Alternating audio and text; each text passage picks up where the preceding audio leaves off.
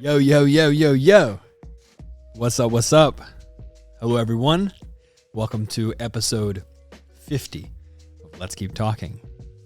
I'm so excited about this episode. I'm so happy about the last year doing this show and starting to find just such a cool groove and talking about things. And getting to episode 50, it's just been really, really cool. And I'm so happy about you guys rocking with me for this show. Thank you so much for tuning into the episodes, tracking along with me, watching the episodes, watching the show find its identity. And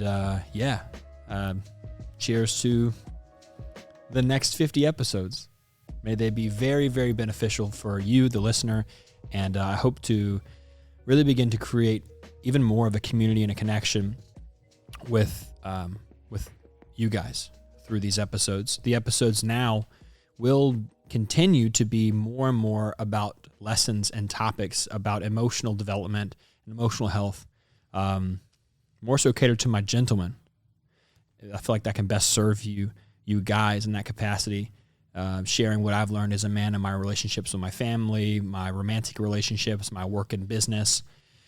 And I just really, really hope that over the years to come, this show can be an amazing, spawn point for a beautiful connection and a community that hopefully can grow into a brotherhood of sorts. So thank you from the bottom of my heart for checking out this episode if it's your first episode. And if you have been listening, what the heck, man? What's going on? Hope you're doing awesome. I really, really do. I hope you're doing well. And I hope that you're excited about today's episode because I sure am. Today we were talking about boundaries. And the last episode that I did was also about kind of in the same vein of boundaries. It was about no. Bro, own your no was the title of that. And that episode was really about wanting to help you guys get to know the feeling of no and see why speaking up. I think I gave 5 reasons of why speaking up for your no, learning to identify that feeling in your body and speaking up for that, integrating that in your relationships is the most beautiful thing. But as I did that episode and as I looked into it more and thought about it more, the topic of boundaries naturally sprung out of that episode. And I hit it a lot during the episode and figured why not dedicate some time to talking specifically about boundaries. Today's episode is all about boundaries. Today is kind of an intro to a 3-part episode a 3-part series, I guess, where we're talking about what boundaries are. I think that boundaries are such an important thing. Boundaries are such an important part of healthy relationships.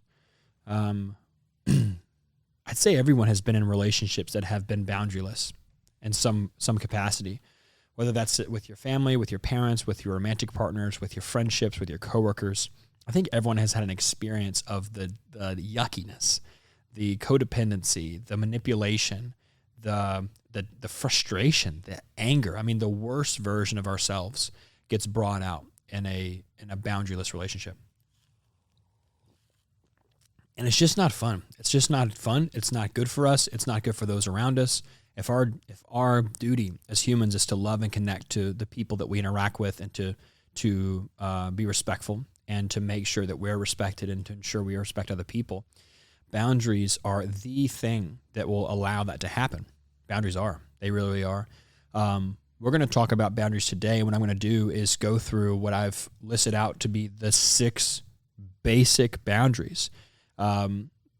If you are in a relationship now of sorts, friendship, family, romantic, professional, that you're wondering, are my boundaries being respected as a human? Are the by default the natural boundaries that exist between people? Are my boundaries being respected? If you think about a boundary as where someone else ends and you begin, right? That's a really easy way to look at this.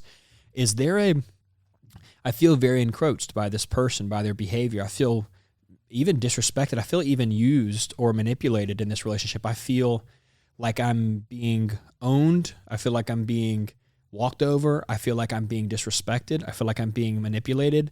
Am I? This is going to be a really great episode for you, because although these boundaries are not specific personalized boundaries for you, just like I have specific personal boundaries that I maintain, which I do have, and I'm going to share this with you at the beginning of the next episode. Today, we're going to talk about the 6 boundaries that are kind of a given for any relationship, that if your relationship doesn't fit, if your relationship doesn't subscribe to these 6 boundaries, you're probably not in a healthy relationship. So let's hop into it. A couple things. What are boundaries? Boundaries are where one person ends and where you begin. So when we talk about boundaries, what we're talking about is, what is the clear line in finances and sex and emotional and physical? What are the boundaries that exist as a default of where does one person end and the other person begin in a healthy relationship?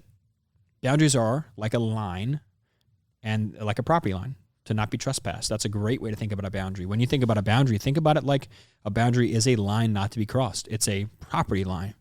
And I want to make this really clear, guys, that when someone crosses your boundary, that's a trespass. And that's not right.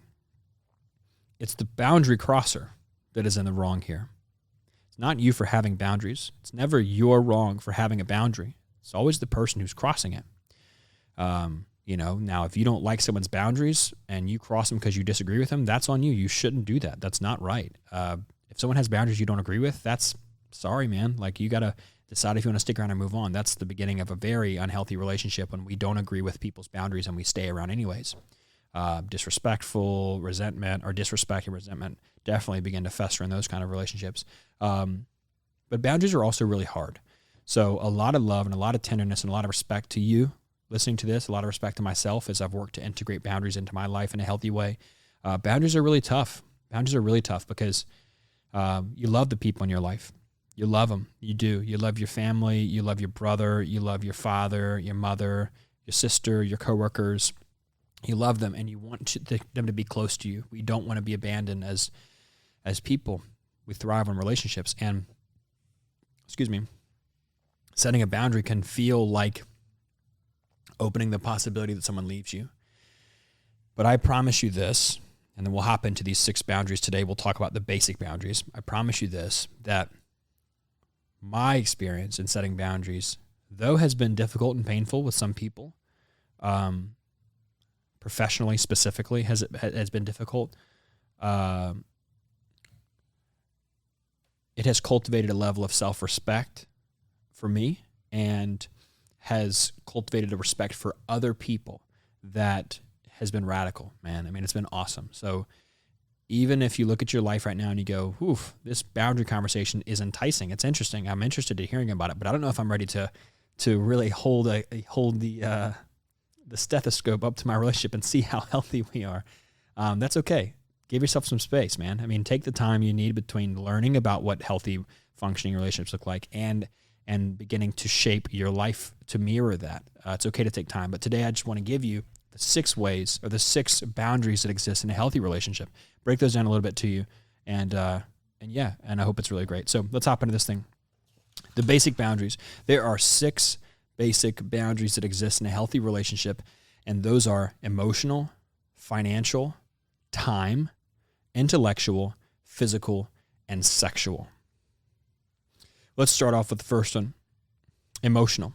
And again, as we go through these, I want you to remember that there's a high likelihood that if you listen to this and these boundaries don't feel true to your relationship, they don't feel like, oh yeah, that's the relationship that I'm in. That's where I'm at. I have that kind of boundary with my partner. Then we're maybe not in a healthy relationship here. Maybe this is toxic. That's the word we all like to use nowadays. Maybe this is unhealthy. Maybe this is not good for us. It's negative. Emotional. An emotional boundary essentially means your problems aren't mine. Your problems aren't mine.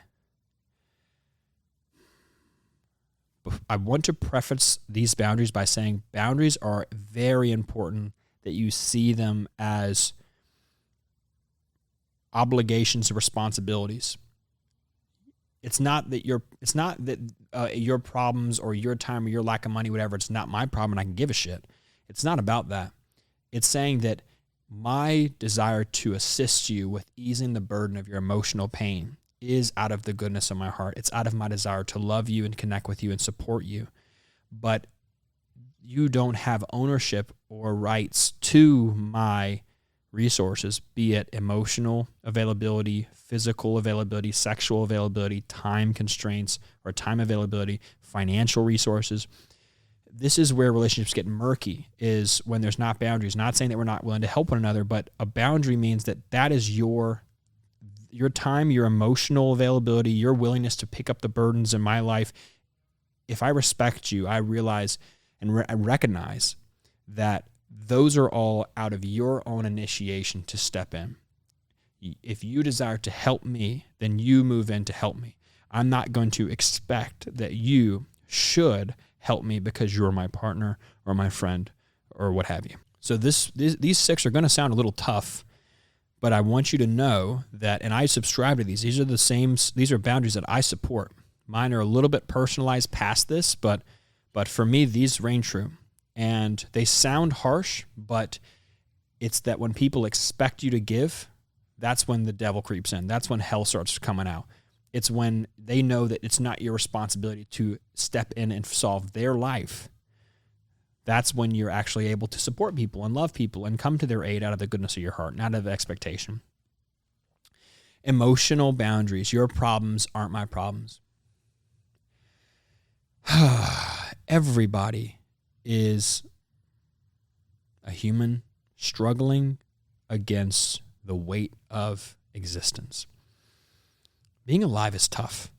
Everyone has family, work, friends, finances. Everyone has a repair on their vehicle they didn't plan for.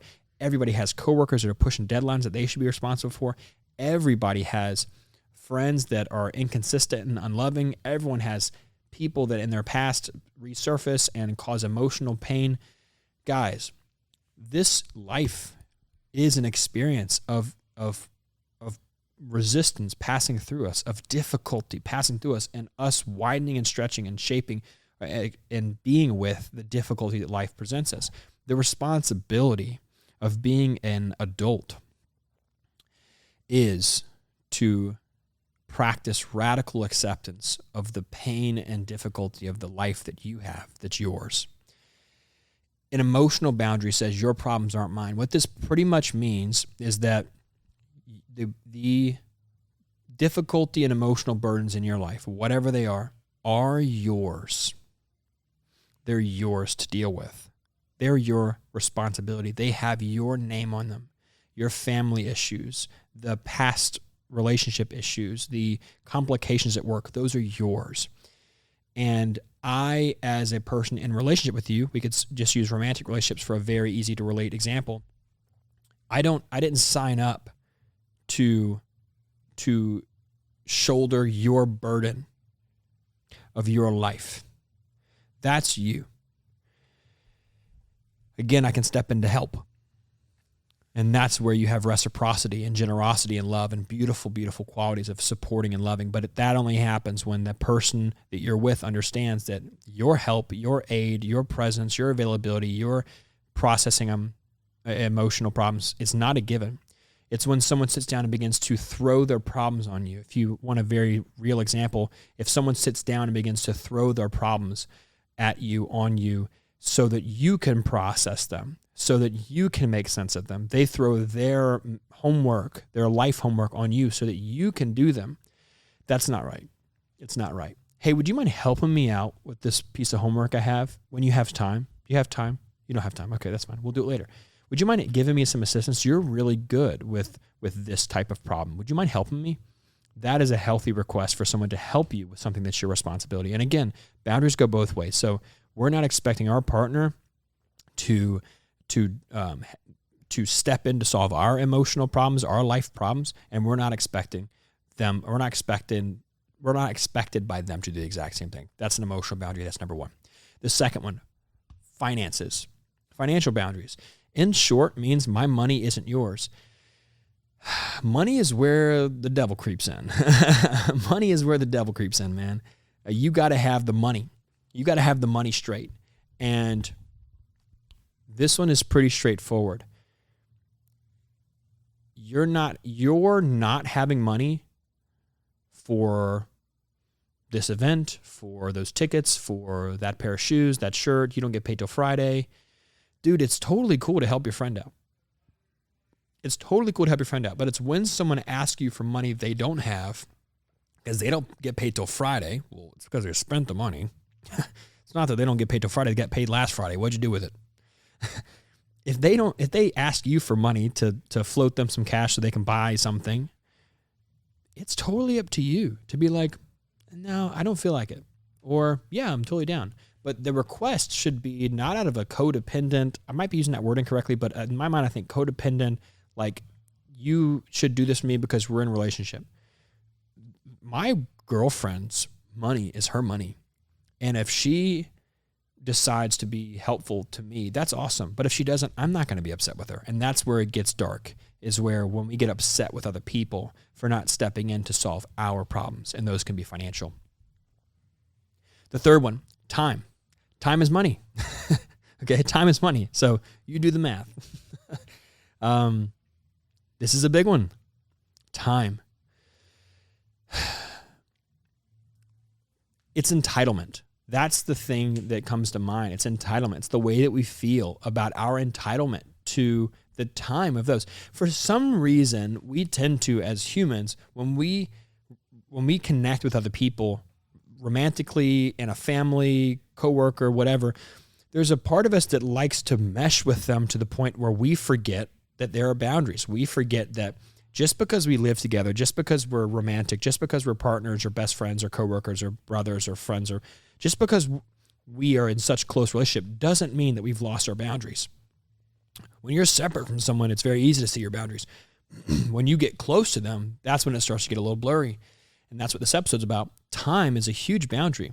Guys, listen, your partner's time is valuable to them. Your family's time is valuable to them. And I'm sure you know your time is valuable to you. It's very much like money, a precious resource. Time and money is a precious resource to the person who holds them. Things get really ugly when we expect that other people use their free time to help solve our problems. Now, I want to use this particular point, the time one, to detail out an example what I don't mean by this. Responsibility and misfortune. Me coming and helping you because your car broke down and you feeling like I should step in and help you as a friend, that's kind of, in my mind, that's not a boundary. You calling me and expecting me as your best friend, as your boyfriend, as your family to help you when your car broke down and you need to get to the airport in an hour. That is the unfortunate part of life. That's misfortune. And I think that you should be there for those in your life that you love when misfortune strikes. Now, responsibility is different. If we're going on a trip and our flight leaves in 2 hours, and I got up early to get all my things together and take care of my responsibilities around the house, let's say we're roommates or we're partners, and I have 2 hours before we got to leave, and so I sit down to watch my favorite show, and I begin watching it. That's a sacred zone. That's a sacred time. You've completed your responsibilities. You've prepared yourself. You have your life in order for your responsibilities and for the plans for the day. And you're sitting and enjoying your time watching your favorite show. If your partner at 30 minutes until you need to leave wakes up, again, it's not because their phone died and they didn't, it's not because the power went out and they reset their alarm and misfortune happened. It's because they sleep in, they always oversleep, they always stay up late. They stayed up late, hanging out, watching TV, playing video games, or whatever it is.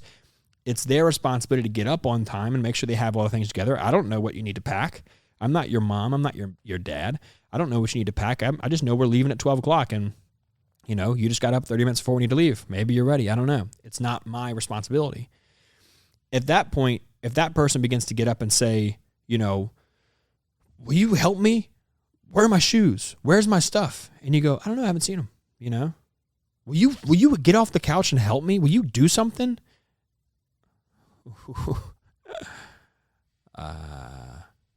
No. I won't. No.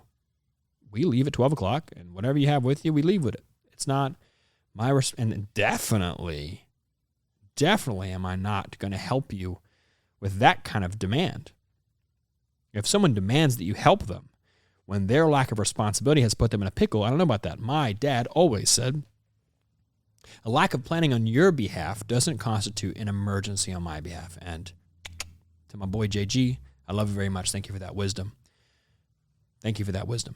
A lack of preparation on your behalf doesn't constitute an emergency. And we get into really weird zones when we start to believe that it does. The last three. Intellectual boundaries pretty much means that you and your partner should have the ability to separate yourself based on what you believe in your opinions. Essentially, disagreement doesn't mean conflict. We should both feel validated in our separate viewpoints. In short, someone shouldn't attack you personally or mock you in your intellectual position on topics of any kind. There's a boundary that exists between you and I intellectually, and that is you have opinions. That's political, religious, personal. You have opinions about how things should be done, how people should believe, and that's yours. The boundary gets crossed whenever I begin to march into your brain and tell you how you should be, instead of asking, inquiring, and just learning about what you believe. Agree with me or suffer, shouts the manipulative partner. We should not make those in our life feel like they must agree with us in order to be on good terms. Disagreement's a part of life. Disagreement is the separation between you and someone else. You guys have different bank accounts, you have different schedules, and you have different worldviews, and that's okay. That's a huge boundary. The last two, physical boundaries. Your personal space is respected. Just like time and money, touch is shared at someone's discretion. And any bids for personal space, hey, I'd like to have some personal space, I like to sit on this side of the couch, I like to be a little distant, should be respected as fact. There, again, it's entitlement. There's no entitlement that you have to my body, to my closeness, to my finances, to my money, to my time. There's no entitlement. Guys, that's the whole point of this entire concept of boundaries, is that this is a block, an absolute clear gate that says, you end there, I begin here. And if we're going to engage in an intimate way, it's going to be because I give permission to share of my resources with you. Sharing and generosity is a beautiful, beautiful thing, but it only can happen in a place where there's boundaries. If you don't enforce boundaries and have a no, you really can't say yes. You really can't say yes. And the last boundary is sexual. I think this one's really clear, but it should be touched on. Sexual boundary means enthusiastic consent from all people involved. As long as there is enthusiastic consent with all of the adults involved in any sexual activity you're having, we're all good to go, man. And respecting someone else's boundary, guys, means noticing when your partner isn't enthusiastic about the sexual advances that you're making. And in the same way, although not as common, I do this a little bit more than my friends, but sometimes I'm not in the mood to have sex. And so advances aren't welcomed. I'm not really looking for that. And so I expect that boundary is respected. And in the same way, my partner, I'm going to respect their boundaries and that they're not available sexually to me.